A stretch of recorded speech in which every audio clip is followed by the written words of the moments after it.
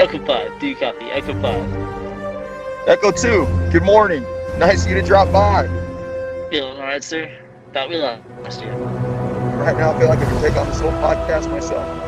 I know what you mean. Ready to send that transmission to Echo Base? Yes, sir. R10, patch through.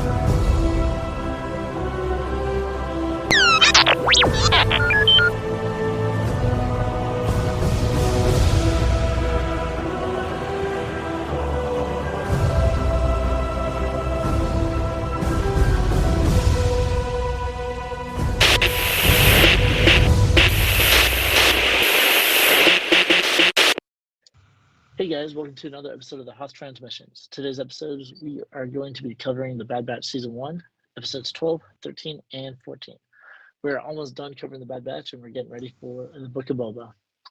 So tonight, we actually have a guest on our show, Scott, aka Echo 9, from Las Vegas. Tell us a little bit about yourself. All right. Like Star Wars. Oh, I grew up. Family kind of pushed it on me, so I grew up with Star Wars alongside like Dragon Ball.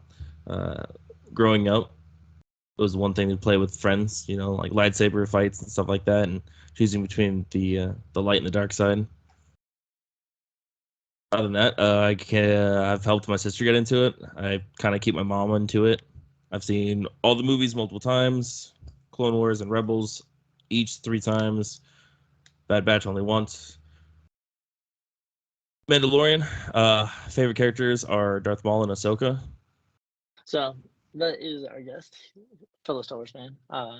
So we are going to just jump right into the episodes. So we're jumping into episode 12, and so we're going to continue off on the Ryloth. So we ended up with Cham and his wife getting kidnapped, and then Hera's on the loose. She's getting chased by Crosshair and his troops. What were some like the biggest interesting things to you in this episode? Definitely biggest thing was seeing Hera. It's great. I love seeing her. She was one of the best characters from Rebels, so it was good seeing her. It's great that they keep the continuity going, including other characters, Dave Filoni and Favreau. Favreau, but I don't think he has any. I don't think he's in the Bad Batch. No, probably not. Unless you're just talking about his live action shows. Yeah, no, like with what he's doing with Boba Fett and Mandalorian, Solid. I'm really happy point right now in Star Wars. Yeah, I mean that's one thing that I like about it is that these shows are really like connecting everything together. A lot of people are kind of like talking about like there's a lot of filler episodes going on, but a lot of it just gets tossed into other seasons that draw from it, and so it's just like just story building. And I think one of the biggest things I liked on this episode is just Hauser. Hauser, I think, was probably the standout on this episode. As much as I love Hera, but we're beginning to see that the Bad Batch is not just the Bad Batch, because we're seeing a lot of people are like, okay, this episode we barely see the Bad Batch. The last episode we barely saw the Bad Batch, but you look at Hauser, he's still dressing differently than the stormtroopers. Hauser's the captain, right? Yeah, he's the one that keeps questioning authority. Yeah, he's showing signs of the Order 66 not having full impact on him. Yeah, so we get to see that because he's questioning like, there's no cause to arrest the civilians because they want to hunt down all the chance people. He's like, whoa, why are we doing this? What? So he's questioning the Empire's motives and their authority, and so he's one of the first ones that we get to see that it's not working on him.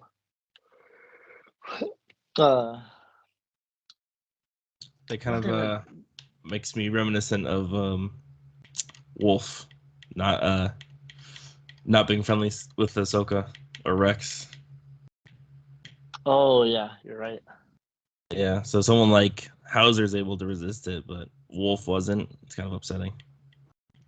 Yeah, I mean it's unfortunate, and I mean it kind of shows you because I always wondered, it's like, okay, are the chips so effective that none of them are defective? And because we saw it a little bit with fives, and five started going crazy and all that. And so you begin to wonder, how many other clones is it going to affect? Or is he just the only one? Yeah, that's a good point. It probably depends on the placement of the chip in the head. If it's been damaged during battles at any point, they get stunned all the time. So like that electricity could have affected it. Yeah, it could be on a number of things. There could be so many different causes and effects, and I think that's what was really great about these last 2 episodes is the Bad Batch is expanding. So then he kind of jumps over to Hera, and we kind of see that she's sending a transmission to the Bad Batch, and of course, who gets it? Omega. Omega. I like Omega as a character, but one of the things I'm noticing in this series is she's making all the shots now. Like the Bad Batch, they're not making any decisions, and they're just like, "Oh no, I don't. How'd you get her transmission number? We can't go back and help her. It's Imperial heavy." And then Omega's like, "Oh, but we have to." He's like, "All right, let's do it." And literally, it doesn't take much for Omega to change his mind, and it's kind of frustrating. I agree. I can see that. I definitely think that she's supposed to be their moral compass. And without having the moral compass that the Republic was, it's kind of an easy switch, especially when they find out that she's older than them. Yeah, that's true. She might be the oldest clone alive next to Boba. Yeah, because do we know like how old she is? I want to say she's the same age as Boba. I think they were created at the same time, Got you. Oh yeah, or I did see relatively close that in age. Boba's original name was Alpha. Yeah, Alpha and Omega. Yep, which is fitting. Yeah, I thought that was really cool. So, I mean, I guess I can kind of see that her being like the moral compass of the crew, but it's still a little frustrating. Yeah, You think? Sorry, you you're good. think characters that are so used to working as a team and on their own and making their own shots would be a little bit more resilient and a little bit more like, no, we're doing it our way. All right, we get that you're here. Great input, kid, but we gotta do what we gotta do. This is the first time they've been without a member that was like a core member, and this is the first time that they have the discretion to choose their own missions. Like they're That working is true, for Sid, and Sid's criminal, more or less, yeah. so they've gone from following the Republic to following Sid. Which is interesting because they always, I get, maybe it's kind of like they always need somebody to follow, and maybe and like we're slowly seeing them move away from Sid because they paid their debt. I think they're done with Sid right now, aren't they? They paid Because the they were debt, but only doing missions for her because they were paying the debt. But yeah, Omega, but they kind of hinted that they were gonna keep working for it. Like if she has other things that bring like both of them money. yeah, but I think that they're going to kind of branch out a little bit and kind of leave it more of we'll see here a couple episodes here, a couple episodes there, and not like the main character, you know. Definitely. So yeah, so I mean, it's just really interesting how the dynamic of the team is at the moment. Um, but they end up going back and Admiral Rampart. What do you think of him? Do you like him as a character? Of who? Admiral Rampart. Oh, no. He's just another generic admiral to me.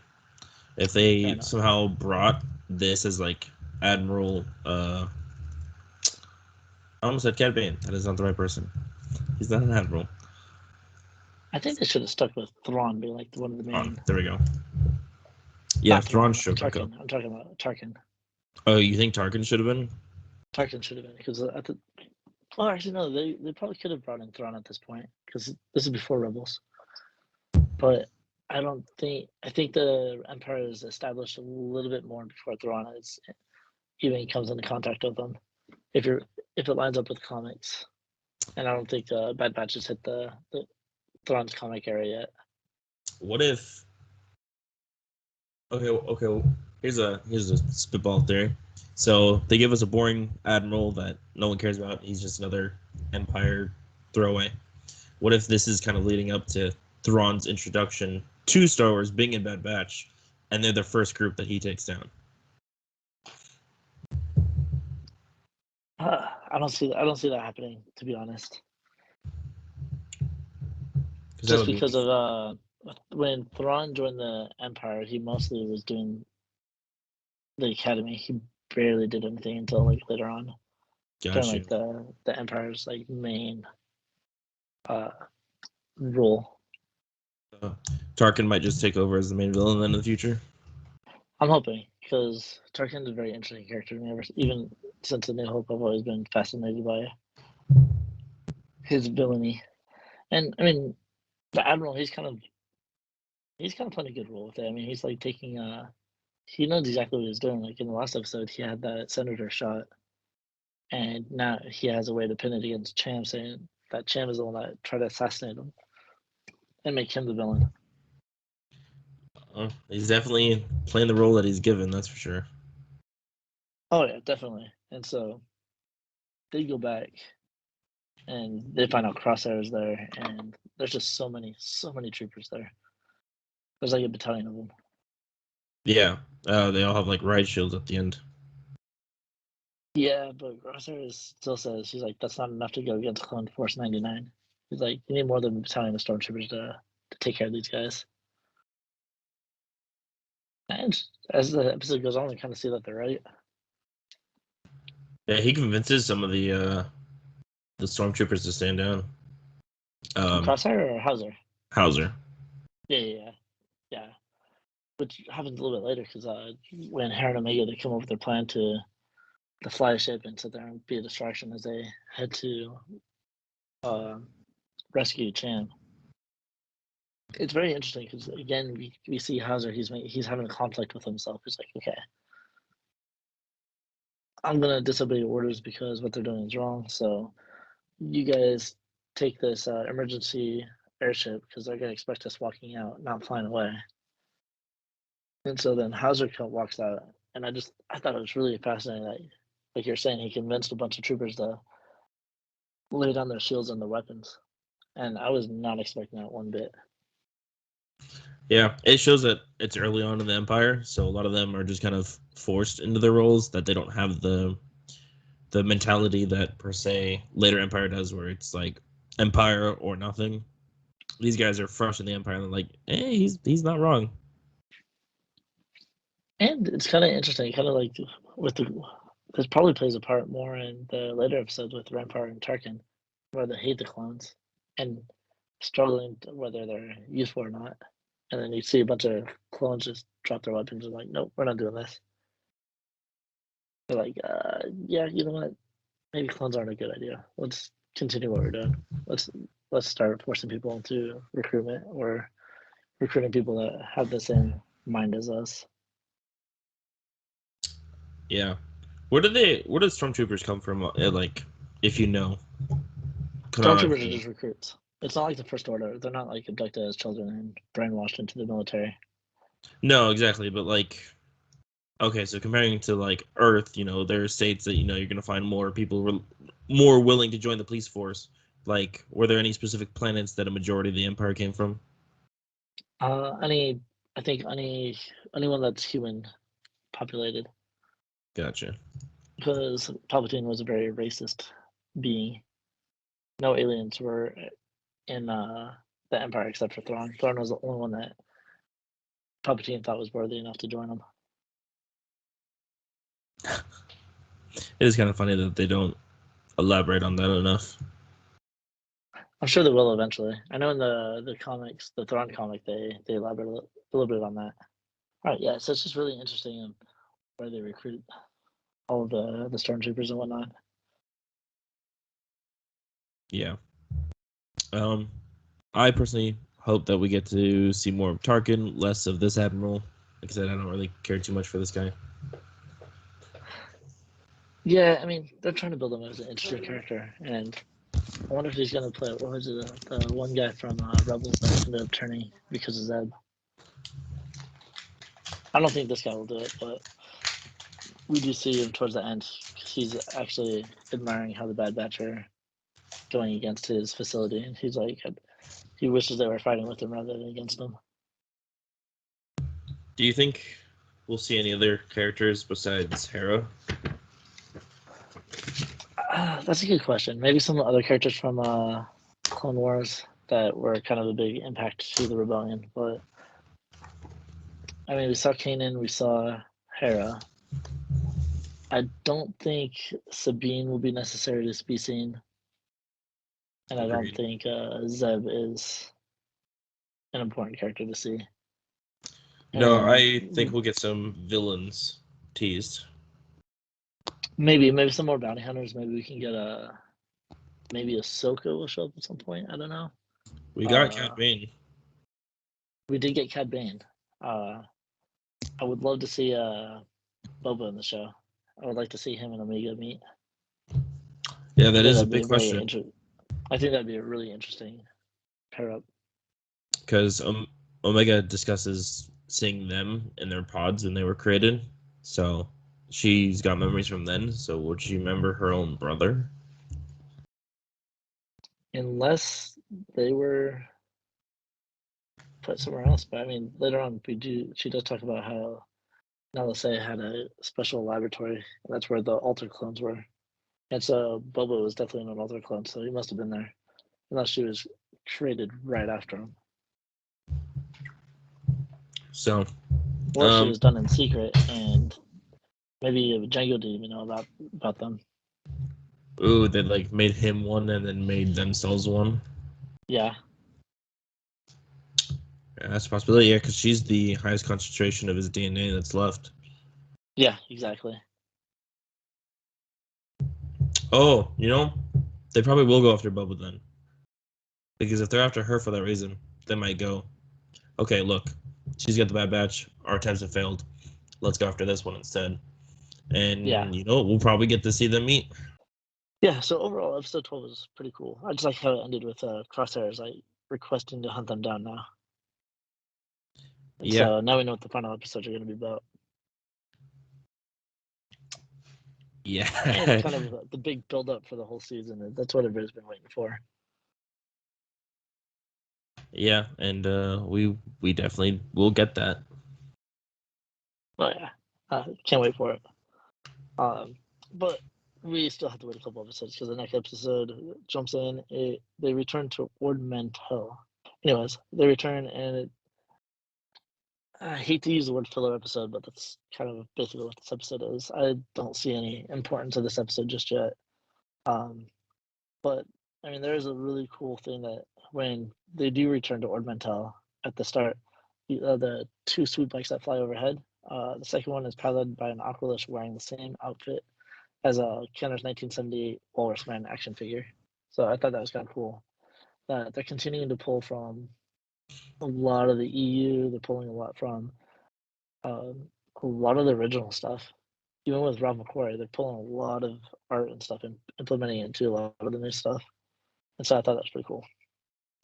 Yeah, they're definitely doing what honestly a lot of us expected with the EU. They're just kind of trying to organize everything that existed and bring in the good stuff. Yeah, and I think one of the big things I did get from this episode, now that I think about it, is they're kind of showing that now that the Empire's taken over, there's a lot more smuggling and a lot more trade routes going along. And we kind of see that with Sid, and then we kind of find out that her whole operation is actually one that's caught the eye of some people just because her routes are easier to transport things. And I think that's kind of why we start off with this episode. The Bad Batch come back to see her and find out that she's missing, and some dude named Roland is like, "Oh, this is my office now. We can do an agreement." She fulfilled it, and you guys are no longer welcome. So get out of here. Yeah, it's also the return of the Pikes. We haven't seen the Pikes in a little while. Yeah, we saw them in Clone Wars, and we saw them in Solo, and then we can see them here. I don't know. I kind of always like to see them. I always like the Pikes. I don't know why. Something about them. They're just kind of cool, and they're definitely not ones you want to go against. And Sid kind of plays out a little bit. She's like, "Okay, this is what we're gonna do." and Hunter doesn't want to get involved, but Omega's like, but we got it. He's like, okay. And so they decide to help her on Sid's operation. And so Roland is expecting to give a big spice shipment to the Pikes. And so they decide to steal it back. But they go through an underground mining facility. Yeah, this used to be owned by a mining officer, so this might come in handy for your operations. All right, sounds good. But it's interesting that they haven't dealt with like the issue that's in it. I guess because the mines are abandoned, we have the Earlings, which are in there. It's like they kind of reminded me of like this bat-like creature with kind of like moth-like wings. Yeah. But we do know that they were nocturnal creatures. They preferred dark environments, which explains why they're down in the mines. And they'd form hives down there. And so they're pretty dangerous once you wake them. And of course, they go down there and they mention them, and they're trying to be as quiet as they can. You're really gonna expect them to not be quiet. You know they're gonna wake them when we're gonna see them. A Yeah, little you called them predictable, but they're kind of cool. Earlings? Yeah, they're Earlings. Interesting. Okay.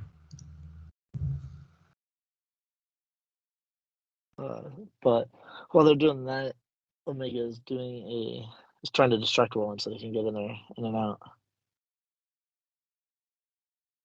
Yeah, they are ugly. Oh, they're Earlings, yeah.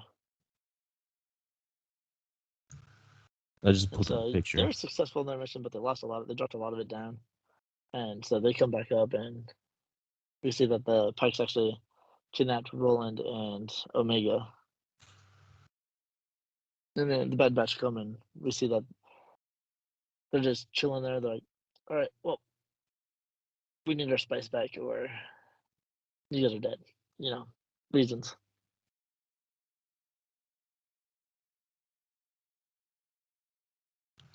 Yeah, I guess overall, like you said, it's kind of like a filler episode. I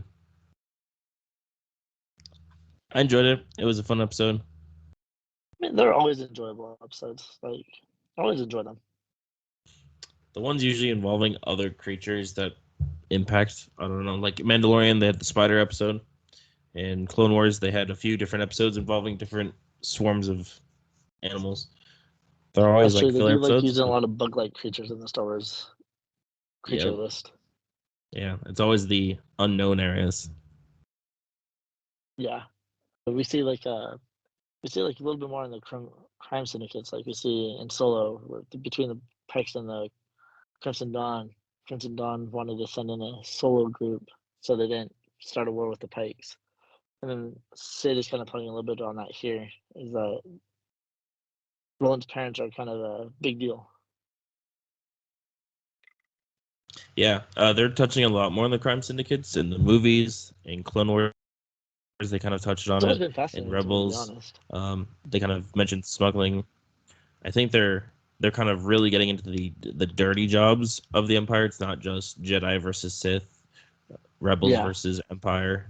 That there because especially at is this, people.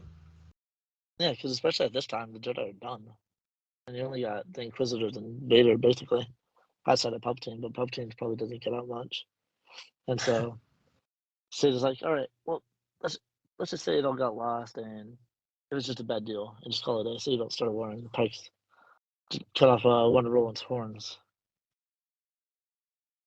and he's like, well, that was a small price to pay, considering they would have killed him. So I guess it's kind of a sign of shame, probably in the culture, if you lose a horn or something.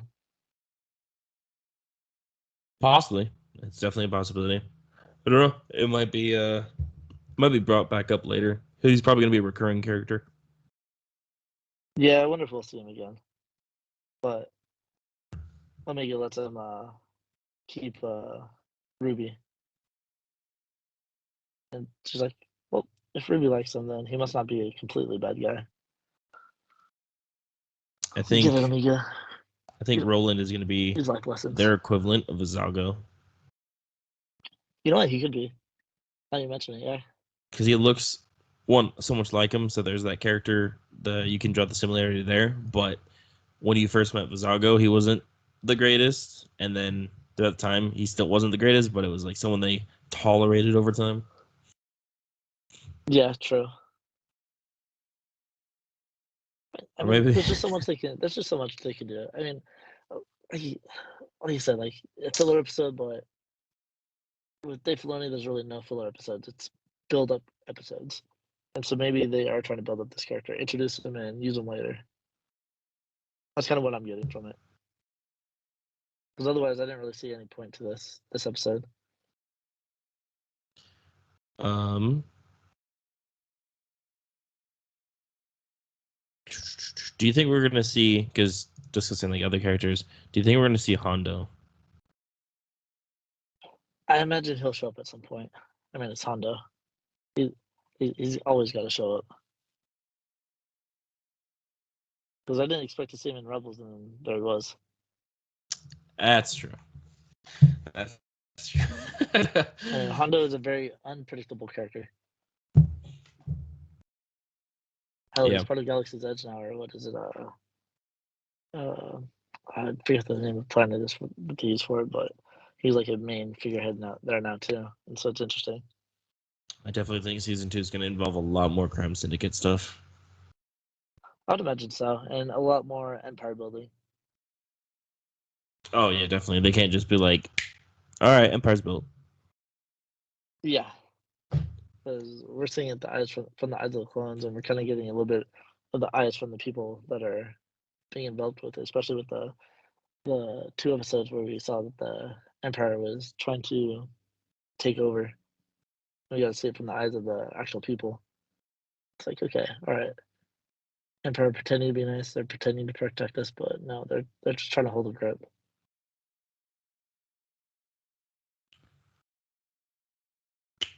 Um, so yeah. So any other thoughts about episode 13? No, like you said, it was a filler episode. It was enjoyable, but I guess we'll have to see what it leads to in the future. Yeah. However, episode 14 was actually pretty cool. I actually really like this one because it kind of jumps back on track. I know when I was watching Rebels and I heard about the Bad Batch, I knew Rex was going to show up. I was like, okay, maybe they're going to explain Gregor and Wolf as well. Yeah, seeing Gregor again was great. Waiting for Yeah, that I one. mean, it starts off with them running through the forest. And we're like, what the heck's going on? I didn't even know who it was in the beginning. I was like, okay, so we're gonna focus more on clones. All right, cool, cool. And he throws down a tracking beacon, and we're like, okay, all right. So this is gonna be the focus of the episode. All right, let's do it. It does bring into question. Okay, so Bad Batch met Kanan before. They met Hera, Hera and now they're meeting Gregor and Chopper. and Chopper. So it just feels. And yes, Rebels was made before this, obviously, but they've got to tiptoe that continuity line because they could have brought the Bad Batch up when they were all debating whether clones were good or bad or not in the future. Because Hera could have Well, easily mentioned them.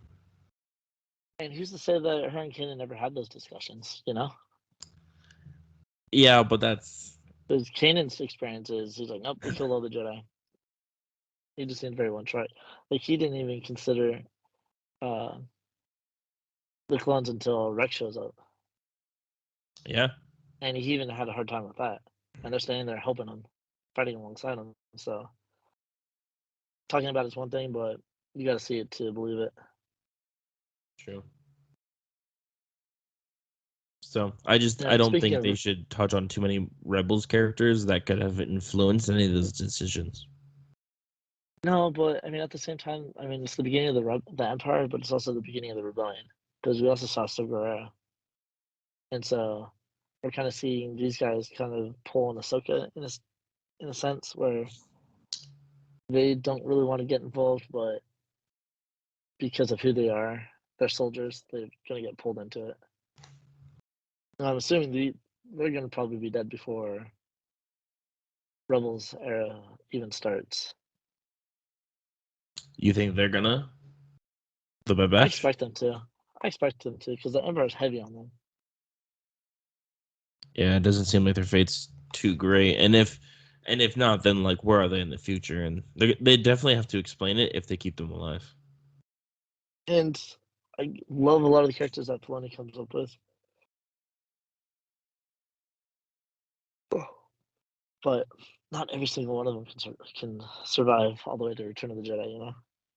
No, I agree completely. I mean, I guess that's why in Rebels didn't Gregor or Wolf die. I think so, yeah. I have to go So back and watch it, but I think they did, yeah. Because I think Rex is the only clone that's alive up until Return of the Jedi, and then you get I forget that other clone, but he is in a cryogenic, or he's in a or in a he's in something that's he's in some sort of stasis until around the time of the Force Awakens or the Last Jedi, and then he ends up becoming the only clone that's up in that era, and so Dave Filoni's managed to get a clone in every era of Star Wars. that I did not know. I did not know about that one. Yeah, I'll look it up and I'll text it to you later. She Yeah, ends up that's good. joining some crime syndicate. Oh, Yeah, or some right. smuggling group. One of the two. Gotcha. Um, Uh, Speaking of other characters that were introduced, though, we got the video game character introduced. ooh, that's right. Later on, you get to see the clone commandos.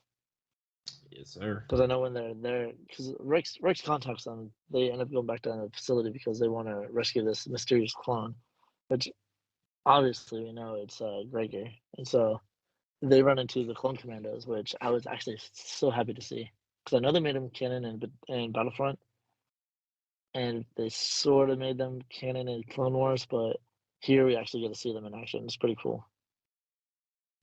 Yeah, I believe they're only mentioned in Clone Wars. No, you get to see what is it? Scorch and his gang show up for a brief moment. Oh, They're literally there for like 10 seconds and then they're gone. yeah, I do remember that. I did watch that clip after the episode.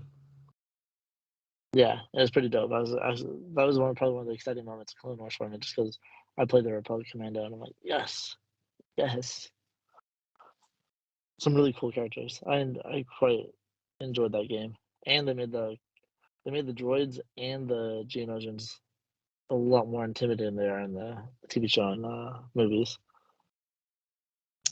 Yo, they made the droid really intimidating in Mandalorian from the That's perspective right, of they a did the civilian. Super Battle Droid Yeah, because they put on a little bit more of a gritty right now. I really enjoyed it, and that's kind of what they're doing here in Bad Batch. And these final episodes are seeing a lot more grittiness because you even see like the little clones. They're walking with I think it's Nalase or whatever, and they're they're like, okay, well, we see a lot of transports leaving. A lot of things are getting shut down. It's like, are we still going to be soldiers? And she's like, nope, that's what you guys were bred for. So kind of reassuring them. So I wonder if they actually continue the training or if they just executed them. Kind of a dark thought, but I'm curious about the fate of those clones because we see that the contracts have been canceled with the Kaminoans. um, probably dead or Probably or slaves. well, that too. I mean, the Empire isn't 100% wasteful. But I know the Kaminoans are like, all right, well, we'll find other clients. And then they're like, the Empire isn't like the Republic, so they kind of knew what was coming. Yeah, they were definitely trying to be smart about it, but at the same time, they were overestimating their usefulness. Oh, absolutely. Um, I mean, because like during the Republic time, like the Republic wouldn't have just they'd be like, okay, all right, contract's over, but they'll keep an eye on them, but they're not going to destroy them, as they're kind of hinting at here. Because the Republic's not evil, just a little corrupt, but not evil. And then Then we jump back to the Bad Batch group. They're walking around and they hear a TK soldier number. And they're like, "What's a TK soldier?" And so it's like, haha, if you've seen A New Hope, you know it. TK is one of the standard codes for stormtroopers. Yeah. And it's funny that Draker still has his personality while he's just sitting in a cage. He's hassling that stormtrooper right before he gets rescued. I don't know if you remember that. Yeah, I do. Gregor's the one from the desert planet, right? Previously. In Rebels, Yes. No, Clone Wars. yeah. I don't remember, but probably. Okay. I was gonna You say. probably have a better. You watched Clone Wars more recent than I did, so I'm pretty sure you probably remember him a lot better than I do. Yeah. I believe he was the one that was like working at a restaurant on the desert planet, and the droids found him. No, I don't think that was him. I think that was a different clone. Let's Yeah, see. no, I'll have to Google that. No, you're good. It's good to see. Which one goes loony in Rebels? Is it Wolf or Gregor? Gregor. Okay. Another thing I found interesting about the clone commanders in this episode is that when the Bad Batch is fighting them, I wonder if their life. I don't know, because like when they're fighting and they get killed, the lights on their visor turn off. I wonder if it's like connected to them, like in a physical way, to tell if they're alive or not. Kind of interesting, but kind of cool. Kind of like when a Jedi dies, the lightsaber turns off. It could also be that their power supply is destroyed, not necessarily them being killed. So like they get knocked out, but the power Like, supply is damaged. that's another thought as well. Yeah. Because we've seen a bunch of them survive blaster shots before, so Oh yeah, tons of times. And I really like this final bit of this episode with them escaping the Krieger. I just really like the whole battle scene with it. It's really cool. And it sucks that Hunter gets left behind. I was gonna mention that. Yeah, he gets And held back, and he tells them to go. Omega's like, no, go back, go back, go back. And Tech's like, nope. We'll end up just like him. And I just had to throw in a comment. Good soldiers follow orders because Hunter's like, I order you to go. Yeah, without the honestly, like that's how they were raised. Good soldiers follow orders. And first time that we use it without Order 66 being involved. Yeah, and that is actually the first time we get to see Crosshair and Hunter have a conversation too. Oh yeah, since the beginning, yeah. Really like that. And it's just gonna get better on the next couple episodes. And I do kind of like how they kind of ended it with them talking to the Kaminoans and kind of like telling them their usefulness. Because the admiral comes in, it's like, oh, yep, I caught one of your scientists who's they were taking a bunch of medical equipment and personnel off the planet. So yeah, we don't like that. We don't want you guys doing anything further. Uh, at least not with our consent or under our supervision. So we do have use for scientists, but politicians, not so much. Yeah, and the And way the then door closes on the you image, just they know he gets definitely shot by killed. all the clones. Oh yeah, the stormtroopers definitely lit him up. And so, I mean, so this raises like a big question, and this kind of like is something I want to discuss a little bit about because we see it a little bit in Mandalorian, and we see it in the movies, especially the sequels, and we see a little bit in Clone Wars because Palpatine has an agenda. He's doing something, researching younglings or whatnot. That's because he's always kidnapping them. But we also see another one of his research projects because he wants to seek immortality. That's like his goal because he knows there's a way to do it. The Jedi have their way, and the Sith have a very different way as well. And it's kind of interesting that there's that they introduce it in the films of Palpatine returning. And so I feel a lot of the shows are kind of like building up to that. Like in Mandalorian, we saw the cloning facility. They're trying to get Baby Yoda or Grogu for the avid fans. And then here we see that they're taking scientists from the cloning facility to probably use in the future. Yeah, no, And so I was understood. thinking this could be like a continuation or the introduction to his quest for immortality. Yeah, we might actually get the verbal indication of what he's trying to do. True. And I'm gonna. we'll get to see how many people actually know about it. Because I'm when going the to Empire fell, assume. it didn't seem like too many people knew. Yeah, no, definitely. I'm going to assume that Omega either escapes somewhere or doesn't make it because of his search for Baby Yoda. Yeah, or she's just not relevant to what they're trying to do. Because Omega is only important to the Empire because of her DNA. And actually, she's not even that important to the Empire. She was important to the Kaminoans. They wanted her back. Oh, that's The true. Empire, the Empire didn't really care. Like, Empire just wants the Bad Batch killed, and that includes Omega. That's true. That's true. That's true. Yeah, So because I mean, they might want her later to see how to make pure DNA, because down the road you can only clone somebody so many times. yeah, but you think they would have done that with Boba? Yeah, so we'll definitely see them go after Boba, maybe, like I said, next season. Yeah, but I don't see any relevance for the Empire going after Boba or Omega, other than them being not really Boba, because Boba's kind of made a name for himself not being a clone. But Omega, I could see them wanting to hunt her down and kill her just because she is a clone. So does her relevance fall off now without the Say again? Kamino? So with the Kaminoans kind of like done, does her relevance Yeah. fall off? Yes. Well, I mean, relevance as far as why they're being hunted. Uh, yes, but her relevance of a character, there's something different about her, and I think they're gonna kind of explore that further down.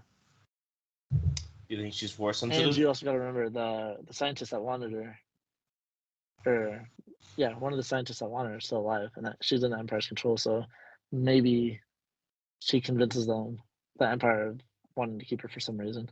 I don't know. I can only see her being force sensitive as being like good grounds for actually going for. Could be, could be.